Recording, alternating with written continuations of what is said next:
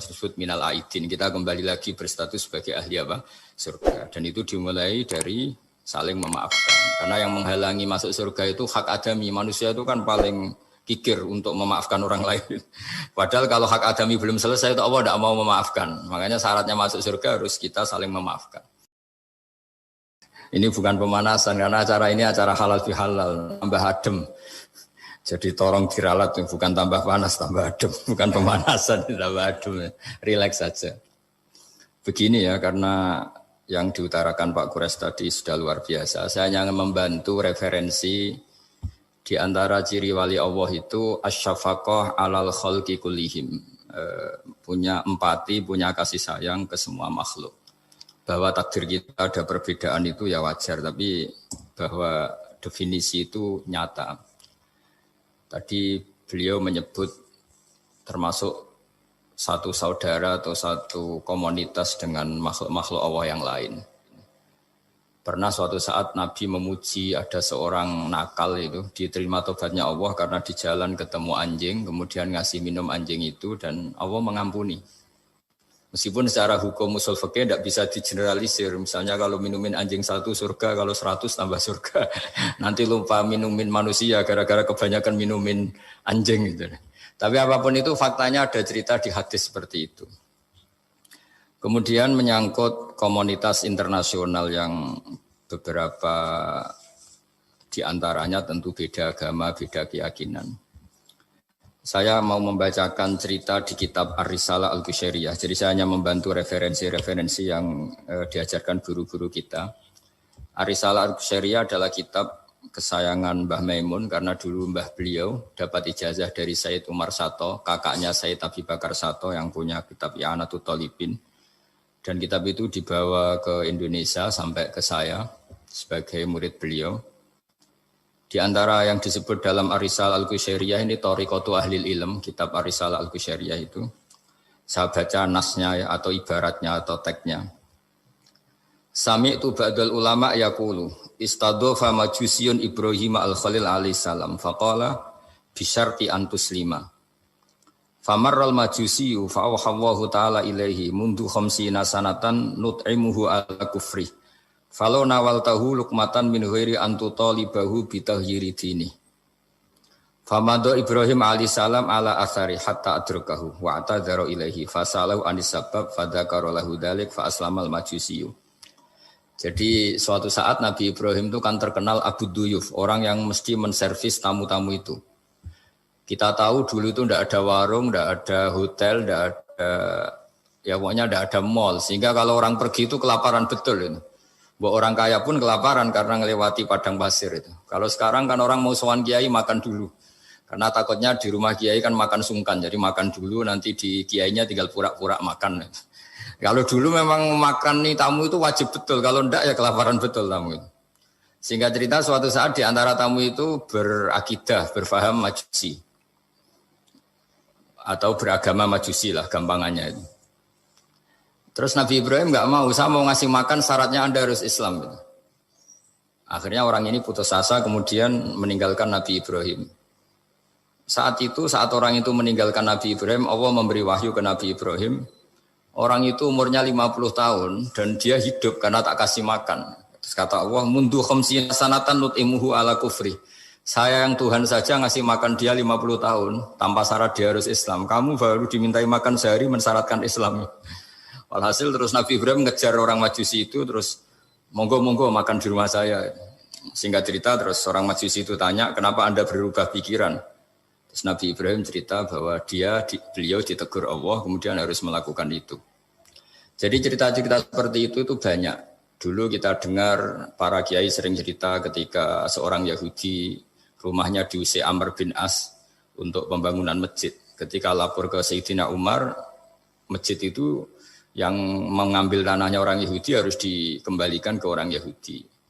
Dulu guru-guru kita juga sering cerita Sayyidina Ali itu pedangnya dicuri sama orang Yahudi. Ketika ketemu di pasar atau di jalan, kemudian Sayyidina Ali yakin itu pedangnya, dilaporkan ke Qadhi Syureh.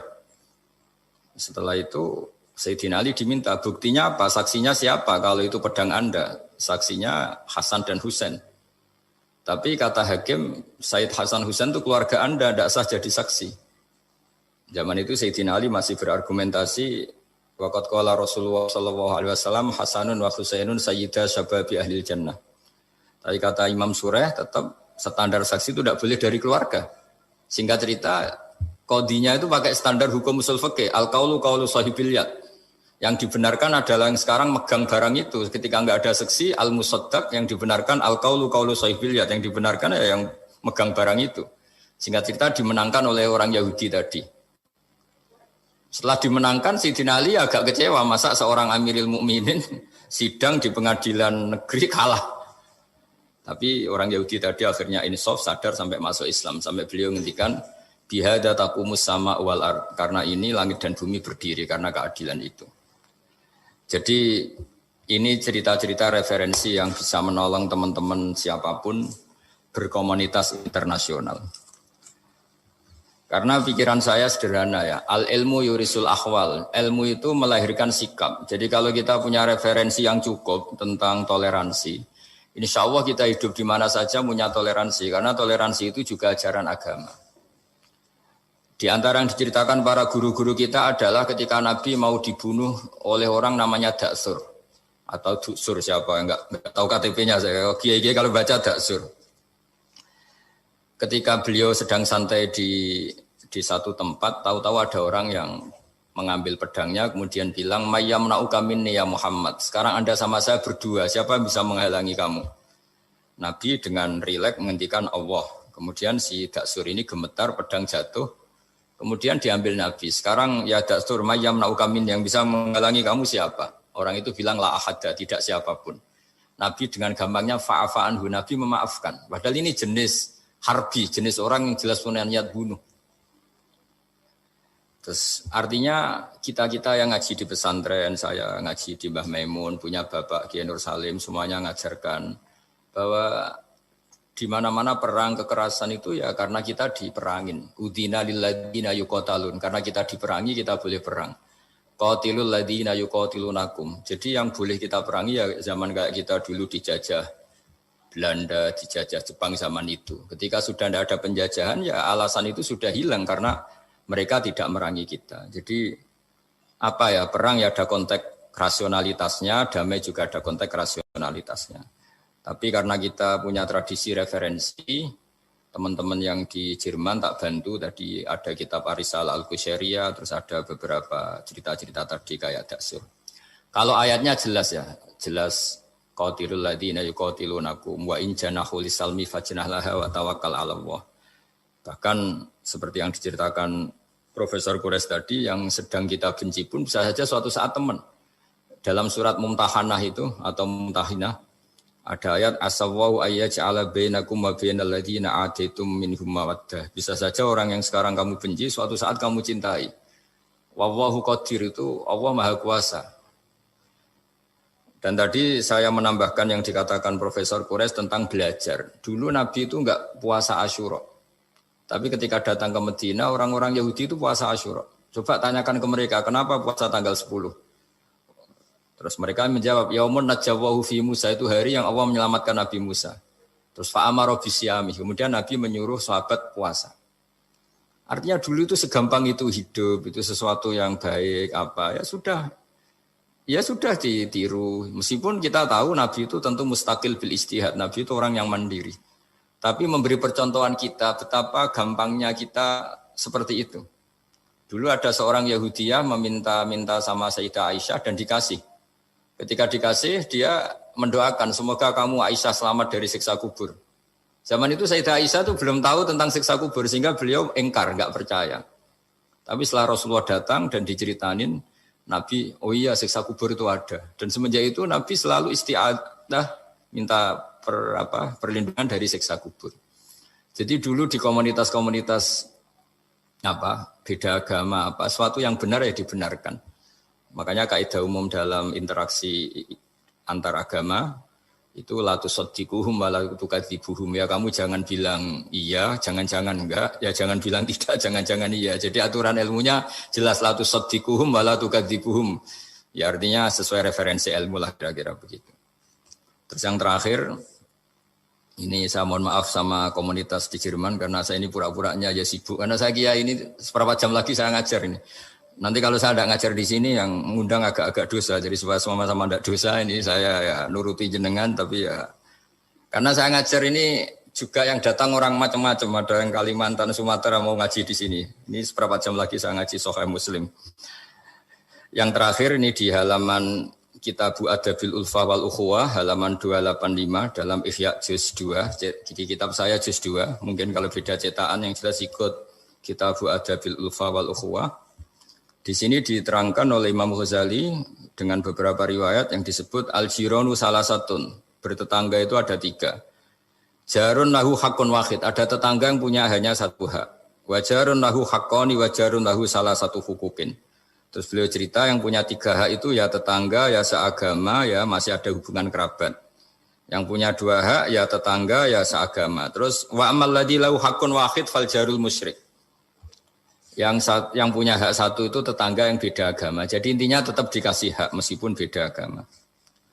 Sampai diantaranya disebutkan juga di halaman 287. Imam Ghazali ngendikan beliau berfatwa dan beliau bercerita Rawahu Umar bin Shu'aib an Nabi an Jaddih anin Nabi. Terus qala Mujahid kuntu inda Abdullah bin Umar wa ghulamun lahu yaslahu syatan faqala ya ghulam idza salakhta fabda bijarinal yahudi. Abdullah bin Umar itu sedang memasak kambing atau itu pembantunya ini sedang nguliti kambing. Itu pesannya Abdullah bin Umar ya ghulam idza salakhta fabda bijarinal yahudi. Nanti jangan lupa tetangga kita yang Yahudi. Ini di Ihya halaman 287. Hanya cerita kebaikan. Jadi cerita-cerita perang itu ya karena kita diperangin, tapi ya kalau kita dibaikin ya baik, itu ajaran Islam. Hatta qala dzalika miraron. Faqala lahu lima taqulu hadza. Ini pembantunya juga enggak langsung menerima. Kenapa saking enggak mau nerimanya diulang-ulang lagi oleh Abdullah bin Umar.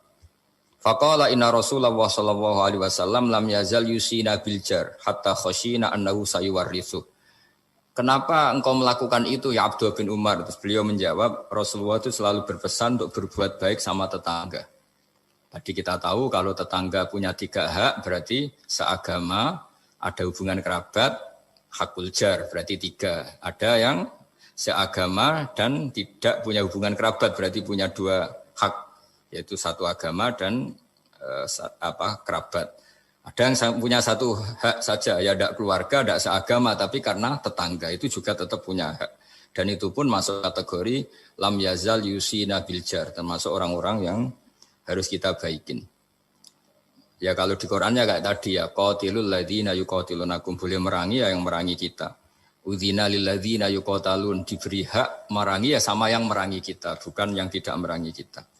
Terus waqala Hisyam Kanal Hasanu la yara ba'san antut imal jarul yahudiyya wan nasraniyya min udkhiyatik. Bahkan sebagian ulama di sini disebut Hasan Basri berpendapat kalau berkorban, kalau punya tetangga Yahudi yang butuh enggak apa-apa dikasih dagingnya. Ini di halaman Ihya 287 juz 2. Jadi dari cerita-cerita itu dan referensi-referensi itu teman-teman di Jerman enggak usah khawatir lah kalau kiai-kiai kayak kita itu berfatwa enggak boleh berkomunitas internasional nanti takut begini-begini enggak lah. Kita bacanya ya sama seperti yang dibaca Profesor Kures sama yang dibaca guru-guru kita. Jadi itu kalau boleh dikatakan sumbangan saya lah bahwa di kita di pesantren itu ajaran-ajarannya juga seperti itu dan tadi beberapa kita saya sebutkan halamannya supaya bisa dicari. Supaya tidak kelihatan hoax, juga tidak bikinan saya gitu, supaya jelas itu. Dan saya mohon maaf karena nggak bisa ngikuti sampai selesai, tapi saya ngapresiasi semoga jadi syawal yang baik, minal aidin wal faizin. Minal aidin artinya kita kembali menjadi ahli surga. Saya termasuk yang sependapat dengan kitab yang saya baca. Dulu kita ini ahli surga karena Nabi Adam lahirnya di surga dan diciptakan di surga. Karena satu kesalahan beliau harus kembali ke bumi. Dan setelah puasa itu selesai dan diterima kita kembali ke ahli surga lagi. Maksud minal aidin, kita kembali lagi berstatus sebagai ahli surga. Dan itu dimulai dari saling memaafkan. Karena yang menghalangi masuk surga itu hak adami. Manusia itu kan paling kikir untuk memaafkan orang lain. Padahal kalau hak adami belum selesai itu Allah tidak mau memaafkan. Makanya syaratnya masuk surga harus kita saling memaafkan. Dengan cara seperti itu insya Allah kita minal aidin wal faizin. Jadi mohon maaf sekali lagi mohon maaf karena saya tidak bisa ngikuti sampai selesai karena saya harus ngaji. Karena bukan papa ya memang harus. Andaikan sunat itu mungkin saya tinggalkan. Mohon maaf sekali. Wassalamualaikum warahmatullahi wabarakatuh.